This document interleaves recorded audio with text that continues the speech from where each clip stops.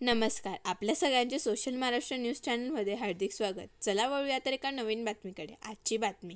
कृषी सहाय्यकांच्या विविध प्रलंबित मागण्यांच्या पूर्ततेसाठी तालुका कृषी सहाय्यकांनी कामबंद आंदोलन पुकारले आहे. धुळे तालुका कृषी अधिकारी कार्यालयाच्या आवारात कृषी सहाय्यकांनी जोरदार निदर्शने करत आपल्या मागण्या पूर्ण कराव्यात यासाठी आजपासून बेमुदत आंदोलन सुरू केले आहे.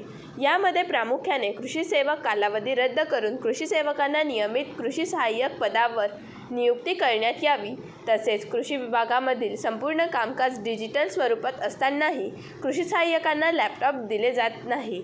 कृषी सहाय्यकांना ग्रामस्तरावर कामकाजासाठी कृषी मदतनीस देण्यात यावे यासारखे अनेक प्रलंबित मागण्यांसाठी बेमुदत काम बंद आंदोलन कृषी सहाय्यकांनी केले आहे. शासनाने आपल्या मागण्या मान्य कराव्यात, अन्यथा यापुढे तीव्र स्वरूपाचे आंदोलन छेडण्यात येईल असा इशारा देखील यावेळी कृषी सहाय्यक संघटनेच्या वतीने देण्यात आले आहे. नमस्कार, मी मनोज पाटील, महाराष्ट्र राज्य कृषी सहाय्यक संघटना धुळे तालुका अध्यक्ष. गेल्या 8-10 दिवसापासून म्हणजे दिनांक 5 मे 2025 पासून आम्ही महाराष्ट्र राज्य कृषी सहाय्यक संघटनेने राज्यव्यापी म्हणजे राज्यभर या आंदोलन उभारलेलं आहे.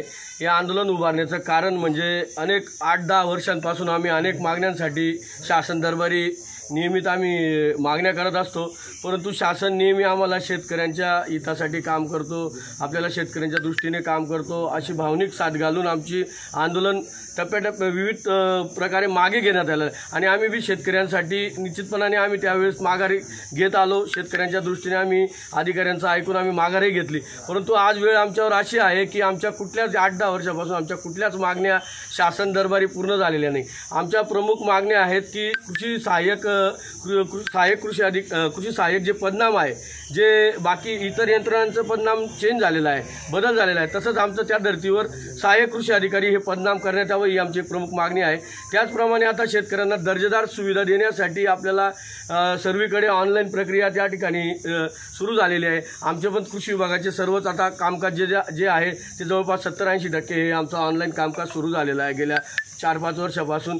तर त्याच्यासाठी आमचे विविध प्रकारचे ॲप आहेत आणि ते ॲपच्या संदर्भामध्ये आम्हाला नवनवीन अपडेट व्हर्जनचे मोबाईल, टॅब किंवा लॅपटॉप त्या ठिकाणी गरजेचं आहे, परंतु शासनाकडून गेल्या जसे आम्ही नियुक्त झालेले आहे तशा कुठल्याही प्रकारचं लॅपटॉप, टॅब आणि लॅपटॉप आम्हाला अजूनपर्यंत ऑनलाईन सुविधेसाठी उपलब्ध झालेलं नाही.